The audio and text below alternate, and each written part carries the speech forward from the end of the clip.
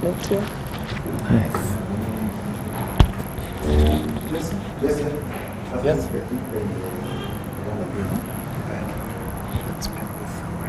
In the pocket. What did they pass?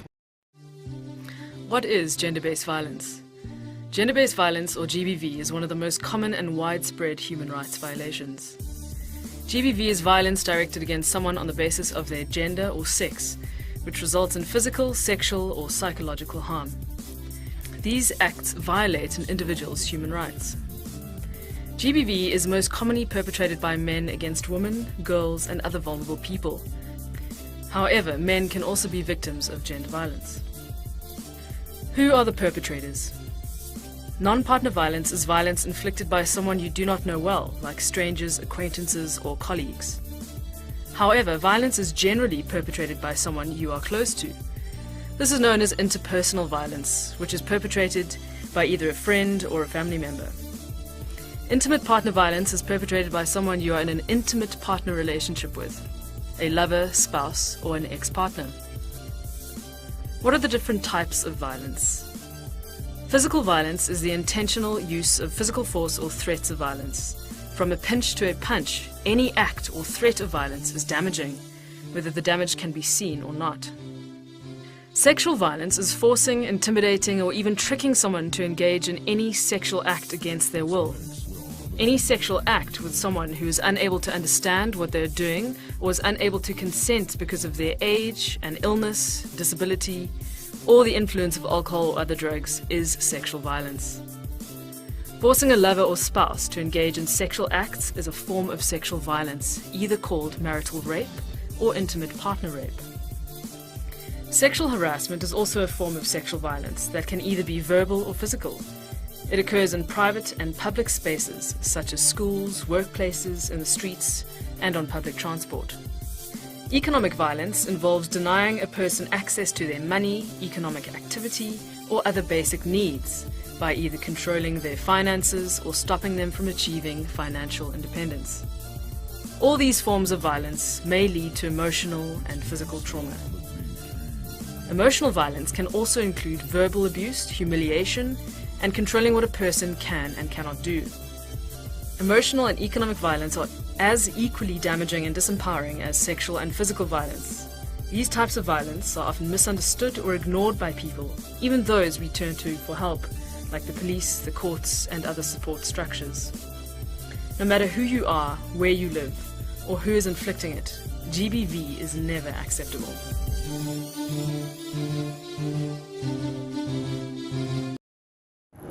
Good evening, dear viewers. Welcome to Leger University Television.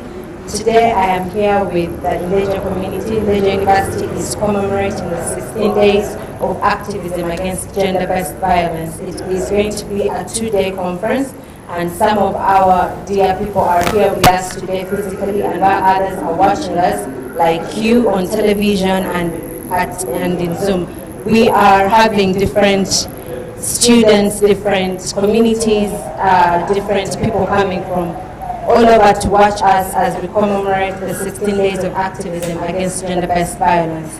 We have the Kampala campus and the main campus. We're going to have a debate and a lecture and a quiz and so many other activities that will be going on in this 2-day conference. I beg your pardon. I want to say welcome, and I'm glad that you're going to join us. There's a lot of information that is going to be shared, and a lot of knowledge is going to be gained about the gender-based violence. Many of us do not know much about this, but I'm going to hand over this ceremony, this conference, to our chairperson, Mr. Francis, who is going to tell us more, and we're going to start the debate. Okay, thank you very much, dear members, both present here and online. You are very, very welcome to this session when we are having a debate as part of the International 16 Days of Activism Against Gender-Based Violence. We are moderating this session. Kajo Francis Musing is my name, and we have agitators Miss Nu Nasuna Kaigo Betty. We have Dean of Students, Society of Students, Mr. Patrick Male. Miss Florence here is making sure that we don't cheat on time. So when she signals, you know you have to wind up. And then here on the extreme left is Miss Namayanja Esther, who is our Human Resource Officer in the university. We have students who are going to lead us into the battle of wits here. We are the grass, I think, which is going to suffer. We hope that when it rains after, we shall grow. But behind them, they have their supporters, some of them members of staff on either side. And without using more time, would like to state that we are going to debate in English. We are going to give the main speakers 5 minutes. The first and the last minute of those speeches are not going to be interrupted. And then after they have spoken, we are going to allow other members in the floor to make their contributions. Now, please be mindful that we are doing all this as part of the activities that are being done internationally to end gender-based violence. Yes, and this, as you can see, we have a program O3+, Our Rights, Our Lives, Our Future, which is sponsored by UNESCO, the Ministry of Education, and we're participating in that program. And as well as yes, as you can see, now we are going to ask my son here to lead us in a word of prayer, and after that we are going to ask we are going to invite the main proposer to make his submission. So can we pray? Thank you so much. Good morning, everyone. Those present and those following us on media channels. I'm Myers Kariba Kwambura. I'm here for a bachelor's degree in civil engineering, and I request those with me to arise and say a word of prayer.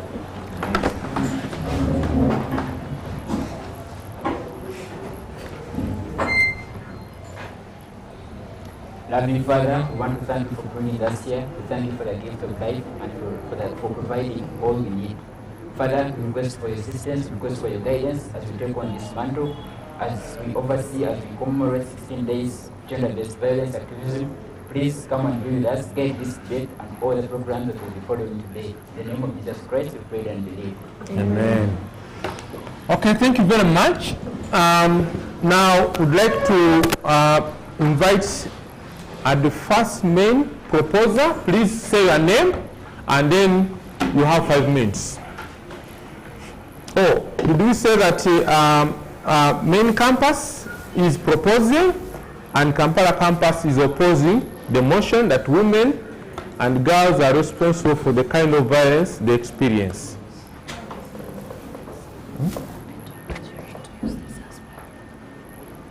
Thank you so much, the moderator. I take this chance to welcome all of you who are here, and I greet you in the Lord's name. Once more, I thank all the stakeholders, UNESCO, O3, and Legion University for having given us an opportunity as a student youth to have a say or to discuss the matters that are affecting us and are affecting the entire nation, and it's our responsibility as a youth also to have a say. Part of the introduction, my name is Jessica Mkama Julius King. I'm an Air Force student and I'm from the main campus. Our today's topic of discussion is centered around violence. And to be more specific, it's violence against the women and the girls. To shed more light, or if I'm to break down the motion, first of all, our motion is women and girls are responsible for the kind of violence they experience. If I'm to break down into the motion into simple concepts that can be understood by almost everyone, we have a few key terms within the motion where we have women and girls. In a layman's understanding, everyone can get this, but in my own way, according to the Constitution of Uganda, women are those female human beings who are above the age of consent, that's 18 years. So every Ugandan who is a female and is above 18 years is a woman. Then the girls are the female human beings below the age of 18, that's the below the age of consent. Then another key term in the motion is the word responsible. The word responsible simply means having the duty to take care of something, being answerable to something, or being, I can say,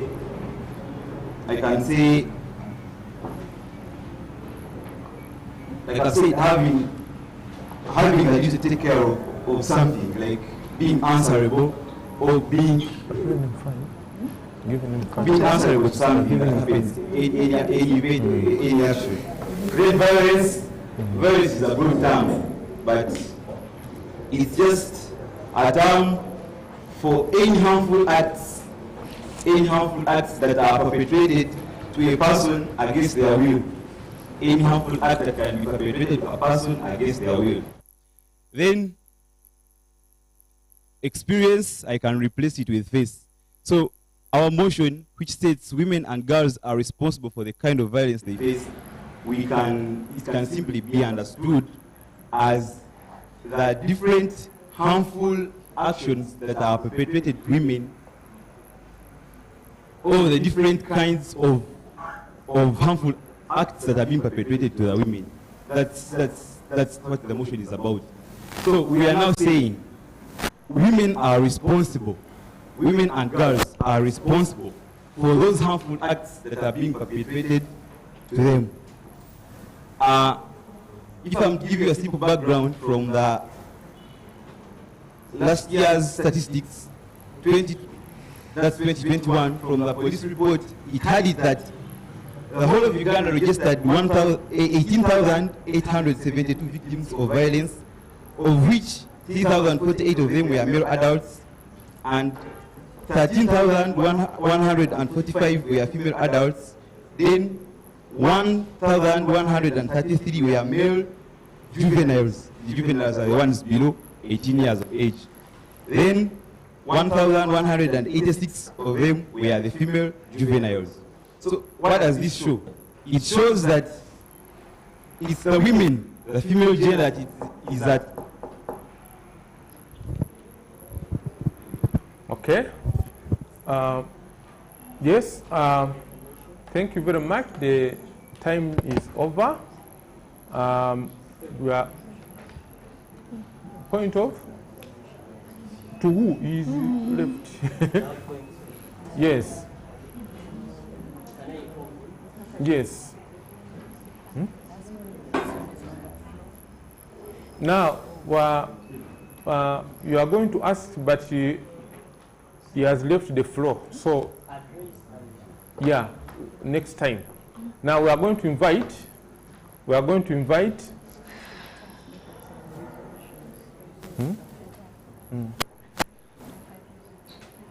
we are not fine.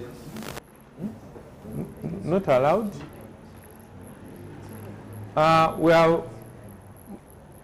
We have been consulting here, and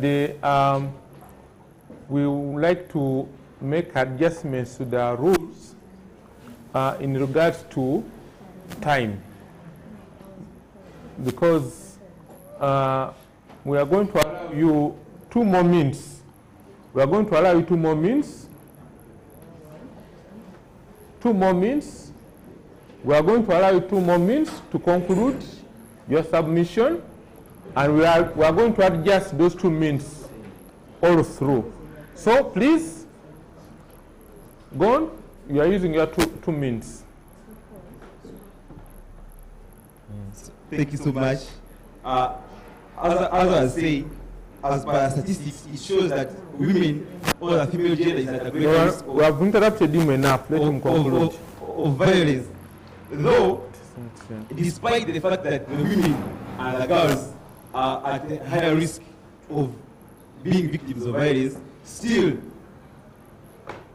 the violence they are facing is more, to a large extent, attributed to them. And due to the following reasons, I propose the motion that women and girls are responsible for the violence they experience. One of the reasons is the female dressing, the dress code. The female wardrobe is becoming a serious factor here. We are all, most of us here are university students. Look at how your fellow friends who are girls, the way they dress. They are so innocent. They come to a lecture room, someone putting on a short skirt skirt. You know, men are people who can hardly control their sexual impulses. So the devil in the men is sleeping. Now for you are awakening the devil. Because the men are just there.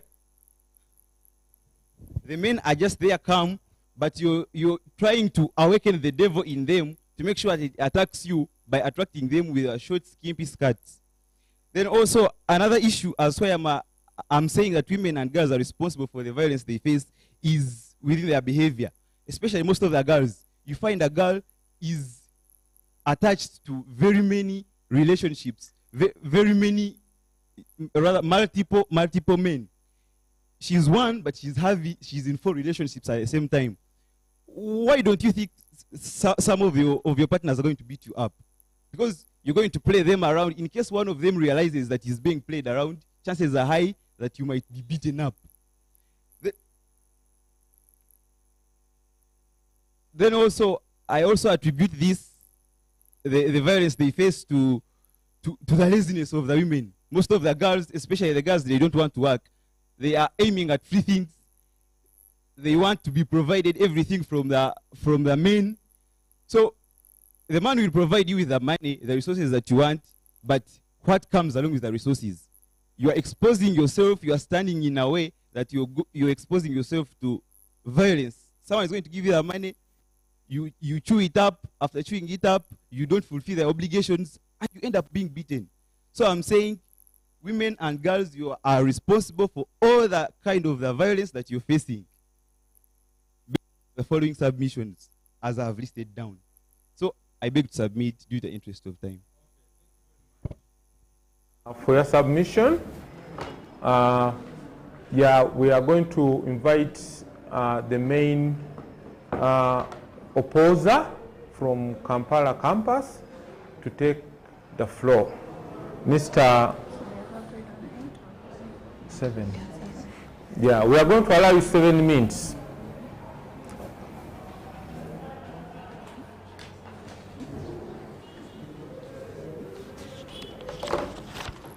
Thank you so much, Mr. Chair. I greet you all in the mighty name of Jesus Christ, and good morning once again. My name is Magola Arnold. I'm a student at Ndeje University. I'm pursuing a bachelor's in education, and I'm also a student leader. Under this program, I'm also a member, but majorly for me, I sit on the National Steering Committee. So I'm so happy to be here, and I love the activism period. That is the 16 days of activism against gender-based violence. We all know that the 16 days of activism against gender-based violence is a worldwide program that is being run, and it has been running since this was inaugurated in 1991. So 16 days of activism has been going on. We all know that. And this program was initiated on 25th of November, and it's running up to Saturday, that is 10th. And I'm so happy that Ndeje University, the Christian-based university among the participating university, we are having our debate today. Mr. Chair, if you allow me to go straight to the motion of this wonderful debate to air out what is happening in the community and what is happening right to our lives as students in our universities, I would like to refer everything I'm going to say to our motion. Our motion, as it is stated wrongly according to the proposers, that women and girls are responsible for the kind of violence they experience. I'll repeat my saying, it's wrongly stated. by saying women and girls are not responsible for the kind of violence they experience. And someone may say, why? But you have not even told us what the motion is you've just read. From the previous speaker, he has tried to explain what our women are, okay, female human beings above 18 years, according to the Constitution of Uganda, and girls below 18 years. So when you say responsible, that means this person is accountable for the inhuman actions that are being exposed or she is going through. I don't think anyone here, or even me or anyone else, that we are accountable for the injustices that we are experiencing. Maybe there is someone who is not performing his responsibility for that person to be in that position. Secondly, when you generalize, we are looking at the infant stage of girls who need help. So if you generalize and you say a little girl, because the motion has been generalizing women and girls. If it was only women, we would have discussed something different today. But if you say women and girls, we have infants who need help. And you can't just say a little girl is responsible for the injustice he's experiencing. I stand to say no. And why? Women and girls are not responsible for the kind of violence they experience. Why? Let us all reflect back from the communities we are coming from. We are coming from different backgrounds. Fine. Other backgrounds, for example, I'm a Msoga man. I'm proud to say that. I'm a Msoga man. In our societies, we have norms that we follow. For that, if a woman is against that, they may be experienced to that virus. But the communities have come up to set rules and regulations to foster that because women are equal. Why? Let us check. Let us give proof from the books of the Bible. Can we please open up to Proverbs 22:6? Let us see what the Bible says, because we are looking at humans. What does the Bible say? And remember, in these 16 days of activism, yes, thank you. In these 16 days of activism, this is a Christian-based university. We are in that direction. So, as my colleague found that verse, Proverbs 22:6. Proverbs 22:6. Proverbs 22:6. Could you please read it out? Okay, thank you. Proverbs 22:6 says, "Teach children how they should live, and they will remember it all their lives." Thank you so much. So that means if you generalize someone and tell him that he is responsible, you are leaving out a person that was assigned the responsibility for that person to behave. My proposer say that the indecent dressing code, the behaviors and the discipline, but you're leaving out the aspect of the role of a parent. We go through underdevelopment. Was this person exposed to the development? So before you criticize someone that he is responsible, you don't leave out the aspect. Has the parent played the role he was supposed to play? Are we parents here? Are we playing the role that these people are exposed to what they are supposed to do? Okay? Look, here, another point I can say, it's the kind of culture and the laws, like legally the laws that govern. You may recall there is a bill that has been signed recently that if you are married to a man and this man is well off, you are not supposed to take anything from that unless there is something you contributed to that, to that wealth that the man is having. You understand? It's a violence because these women are loving these men with everything they have. You understand? So if you legally say that a woman is not accountable to my wealth, I'm finalizing. I give you an example of Australia. Australia, in marriage laws, it is 50-50. If you are in a marriage and anything happens, a woman takes 50 and this person takes 50. There is no permanent ownership of properties, maybe to a male or female.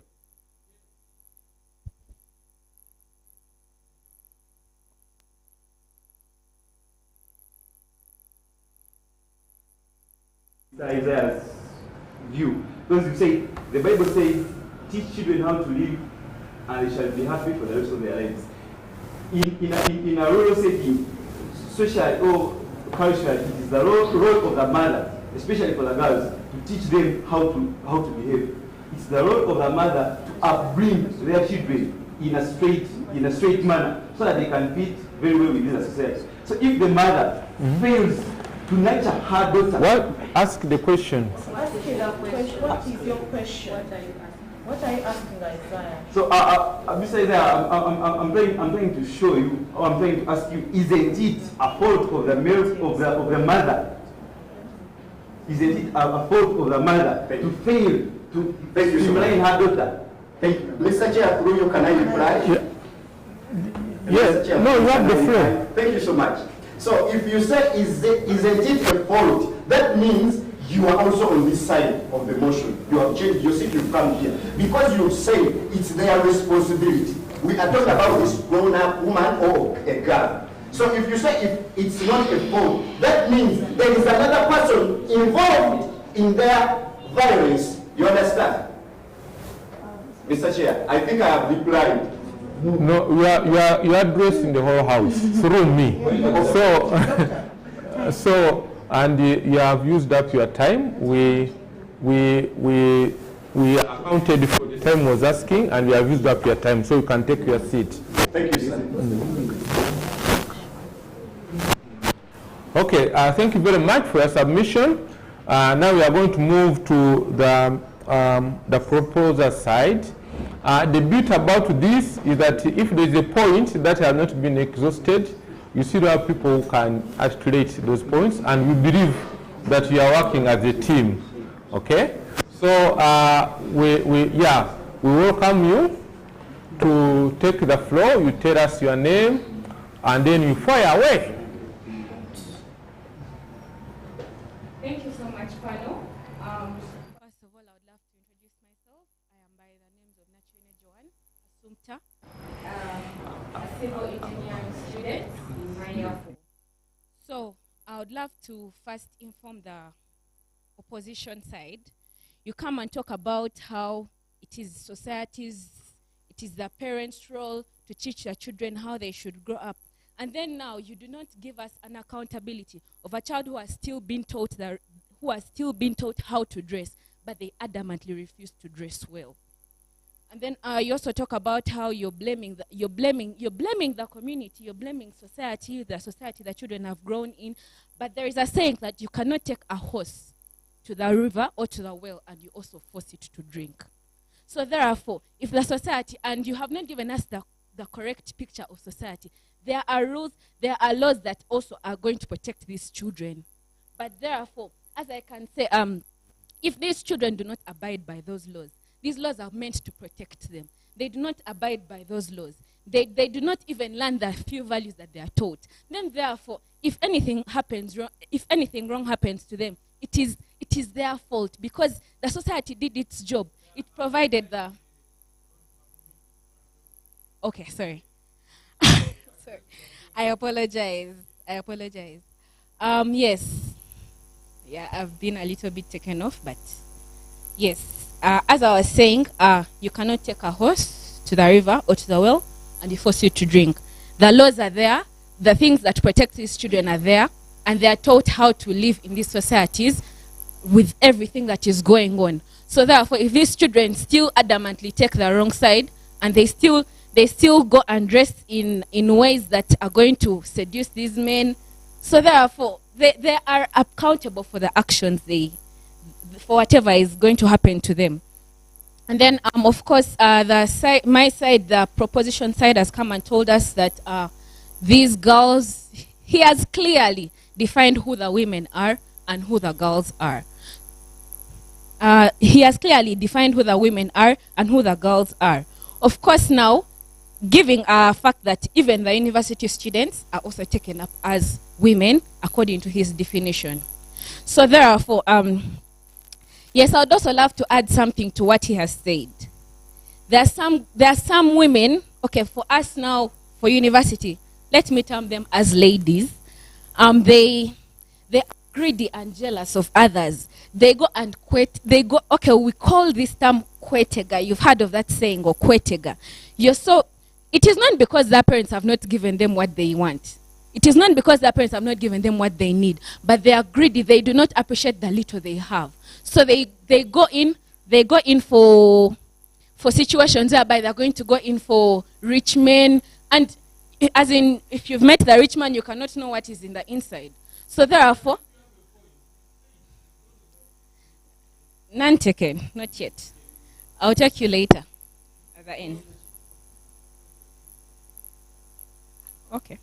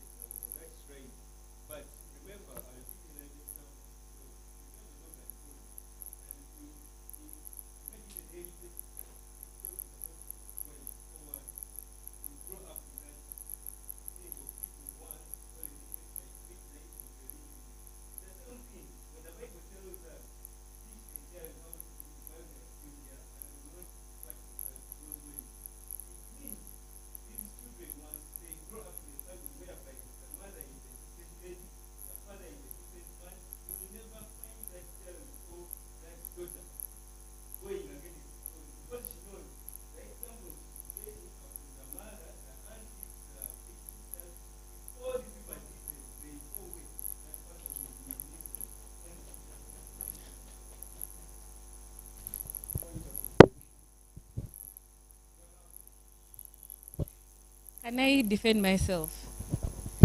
As far as I know, in the African community that we live in, the child is a child for everyone. The child is not for the auntie and mother alone. Also, the child is for everyone they meet in society. Please, listen to me. And then you come and... Okay, yes. Okay, and then you also tell us how the child has been taught how they are going to dress from way back. But this child, even themselves, they have something they want at the deep bottoms of their hearts. So if a child wants to put on that skimpy skirt, even though you will force them to put on that sharia that is very long, this child will eventually come and expose their thighs to the society. And then, yes, more on the point of still about the point of society. Yes, these children are not taught how to. Of course, society does not teach them how to put on short skirts. It does not teach them how to also post naked pictures on the social media. On the social media, first of all, no, I do not want. No, I do not. Please. First of all, some of these girls, of course, now giving a picture of students at the university, we have seen so many scandals of girls come up. Their pictures have been posted on social media, but of course, society does not teach them how to take those naked pictures. It teaches them how to do what? How to guard. Okay, it teaches them how to guard themselves and handle themselves in society. But if they choose to take those naked pictures and post them, whatever is said unto them, because violence can come through physical, can come through words, it can come through so many things. So therefore, they are accountable for whatever happens to them. And then some children, yes, I'd also love to add a point on self-esteem. Even self-esteem is not something that is going to be taught by your mother. Even you have to learn how to build your own self-esteem. So therefore, if society has provided the rules that protect you, the rules that protect these girls, therefore, these girls should also take up these safe spaces, should go and reach out to these safe spaces. They should go and make research, get to know more about things that will protect them. But if their self-esteem does not if their self-esteem does not give them that, if their self-esteem does not give them the chance to go and, so it is not the problem of society, it's not the problem of the men. These women need to sit down and take a photo of themselves and get to know what exactly they want in these societies. And then, Yes. Moving forward.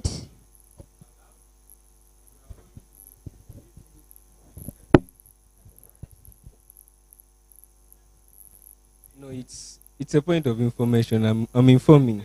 Thank you, Mr. Chairperson. You have 15 I seconds. would like to inform the current speaker that all these activities, all the things that happen with the girls, they learn these things from society. Believe me not, we all grew up, no one grew up knowing how to take those nude pics. We learn these things from society and from the people around us. That's peer influence. Can I protect myself? First of all, society does not tell you that you must take these nude pictures. It tells you you have a choice either to take them or not. So therefore, if the girl chooses to take the nude pictures, they have chosen the path they are taking. They are accountable for their pictures. They are accountable for whatever words are said unto them. They are accountable for whatever is going to happen to them. Do I still have some more time so that I can add something? Yes, more on the situation of provocative behavior. Yes, and we have seen so many ladies, as I would respect them. These ladies have provocative behavior. First of all, girls are so demanding. First of all, some of them are drunkards. Some of them quarrel a lot. Some of them, you can clearly see their behaviors just provoke violence. They just provoke men to just do something to them. Now, if a girl has done something wrong, and then clearly she sees she has done something wrong, but because she thinks society will take her as a vulnerable person, they will start to provoke the man. We know when the man says, what you are doing is wrong, what you are doing is wrong, they will say, okay, now if you have the power, beat me. So what do you expect someone? You've given them the right to beat you. Let them beat you. So not taken. That provocative behavior should therefore stop.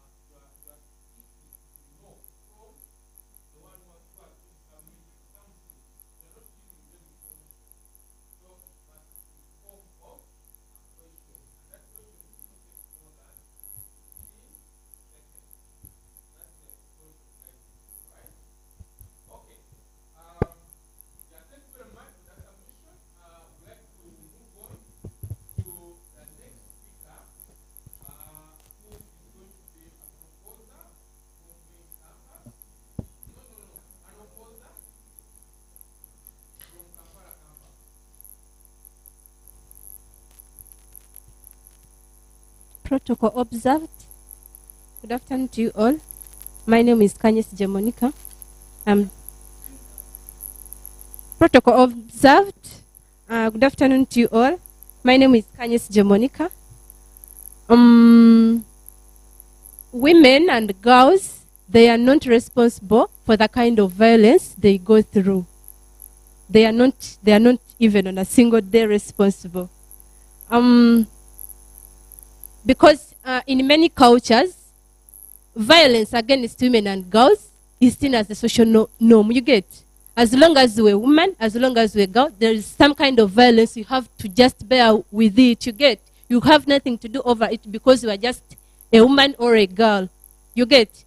For example, among the Baganda, when they are preparing a girl for marriage, they just tell her, go there, whatever the man says to you, just accept. When he slaps you on this cheek, just turn the other one. You get? So you find when a woman has nothing to do over that, you get? No way you can say that she's responsible over such a thing.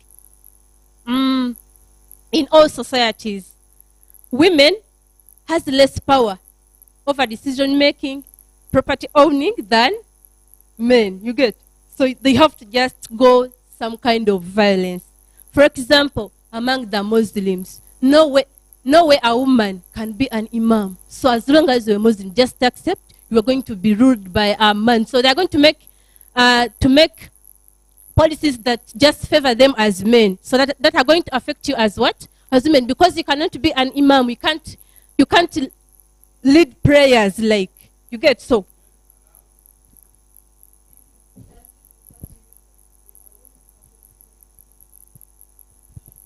I said women have less powers in decision making. That is what I was saying. So, another thing that makes women and girls violated not because of their own making is that men, like there are high levels of drug abuse in men than women. You get? So this exposes women to being violated. For example, in a family, you find that, or in our societies, we see these things. There are men who drink more. There are men who take marijuana more than what? Than women. So take an example. If a man maybe is a drunkard and is going to come home, just a slight mistake like this, he's going to just slap what? To slap a woman even without inquiring why this is like this, why this is like it, because he's just drunk. So being that men abuse drugs more than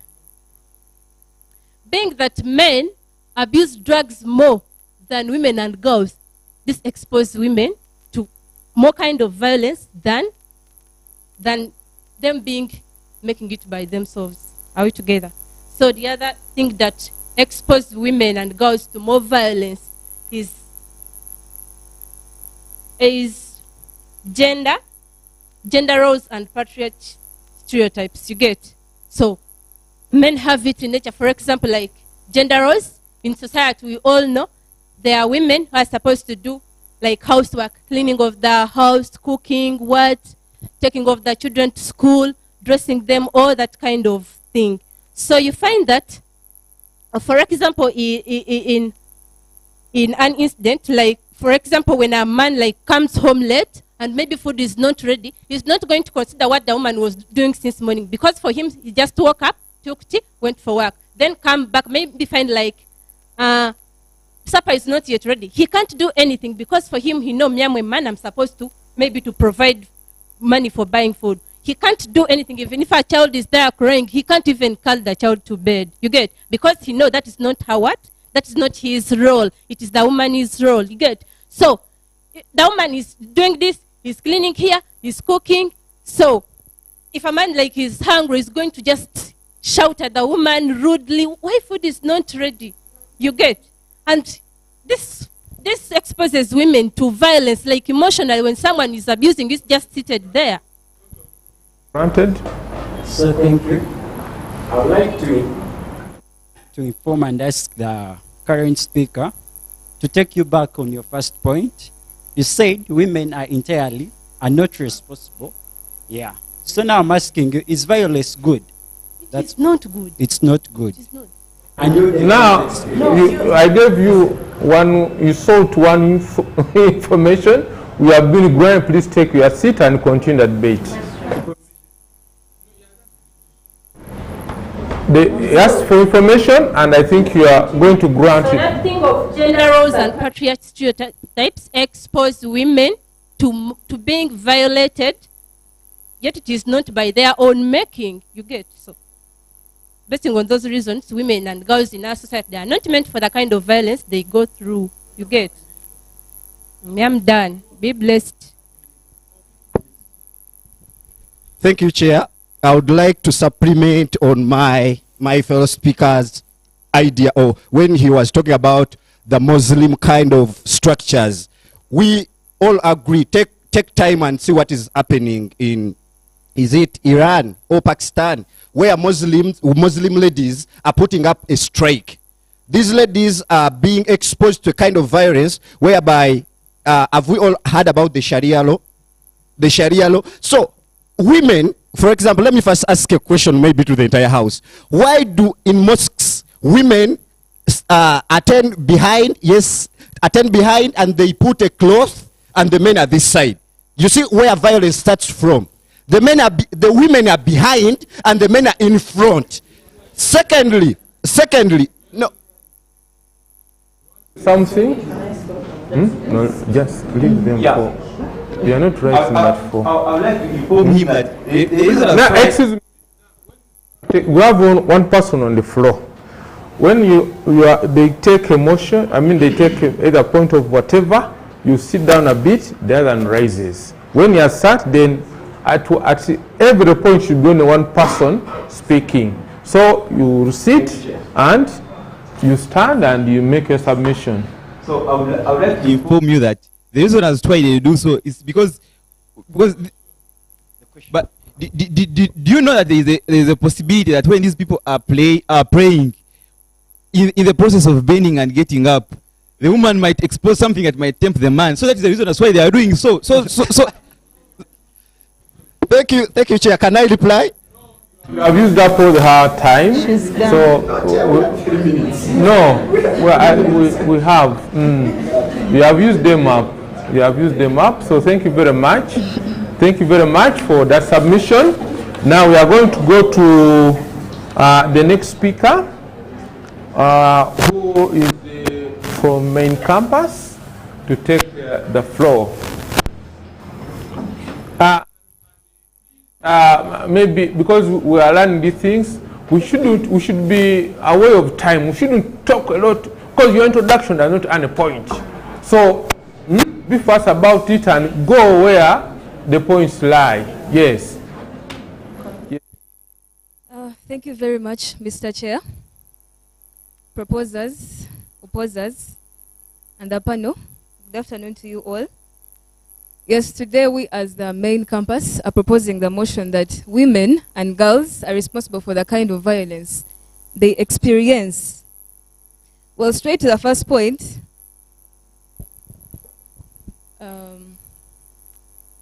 My name is Ayebare Philippa, a student at main campus, pursuing a bachelor's degree in electrical engineering. I'm in year 2. Yes, so as I was about to say, well, the first point is economic dependence. We are saying that, yes, the women and the girls are responsible for the kind of violence they experience. This is human. You know that for some needs, for some sanitary needs, for some small and petty needs at home, as a woman, you're supposed to provide for yourself. You do not have to wait for the man, and like under the incidence of Kameza mine for a matchbox, caters for small things like sugar. So how does this point come to how we are inflicting violence on ourselves? You as a woman, you do not have the money to provide for such small and petty needs. Like, hubby, I want this, I want new knickers. You do not have that authority, you don't have that money to provide for yourself. So like the precurrent speaker of the opposer said,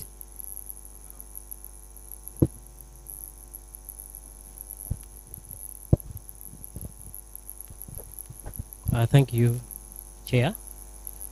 It's a question. Do you know that it is a responsibility of a husband to take care of the wife? Okay, thank you very much. I very well know that.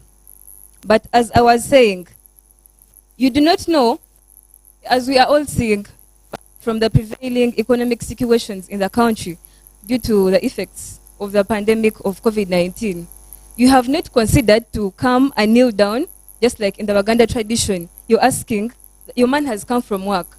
Let's say he's a border driver. Rider, sorry. He has come from work. You're not bringing water to ask him, how was your day? You're just asking, standing up. You're not even kneeling down. You're asking, I want this, I want that. So in that way, someone has been stressed on the sun. It has drizzled outside. It has been raining. You're not putting... Yes.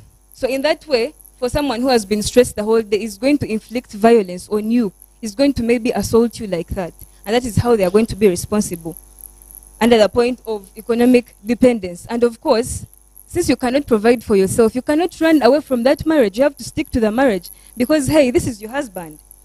Then also, women, and this drives us to a point of, since we are all university students, some of us here are university students, we as girls get into a relationship. We are just there to flirt and ask for money. Just like the other proposer was saying, I'm going to quote it, okwetega.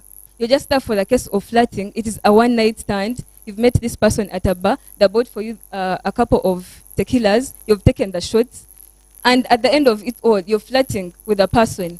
Of course, this person is already drunk. And as this other opposer said, the men's, anyway, he quoted the devil, but I'll not go there. He said that the men have a silent devil in them that has to be triggered. But me, I'll use adrenaline. So these are men, they cannot like fully control, as compared to the women, their feelings. So this man has spent how much money on these tequila shots, and at the end of it all, he's asking you to maybe to go and lay you, and you do not want to accept. Of course, this man is going to slap you at the end of it all. Then also the women in power. The other opposer said, okay, she did not appreciate the fact that, like the other proposer asked, that some women are policy holders. Some women are policy makers. She's talking about a woman not being an imam. We know the current speaker. We know the former speaker of the Republic of Uganda, actually of the parliament. All those are policy makers. They have the power. Do they still go back? We have Miss Tourism. We have Miss Uganda. Those people that have the platform, do they go back to the community and check on the, yes, we have senior women in secondary schools. Do they go back to check? Are the policies being put into practice? Are the police empowered? So, and as I conclude... Point of information allowed. Please have a seat first. Everybody. I would like to ask the current speaker, does being the Speaker of Parliament make you the person or the direct person that passes the decided laws? Yes. Thank you very much. I beg to defend that. Anyway, as I come back to you, I want to ask you, through you, Mr. Chair, that these opposers, you have to listen very well.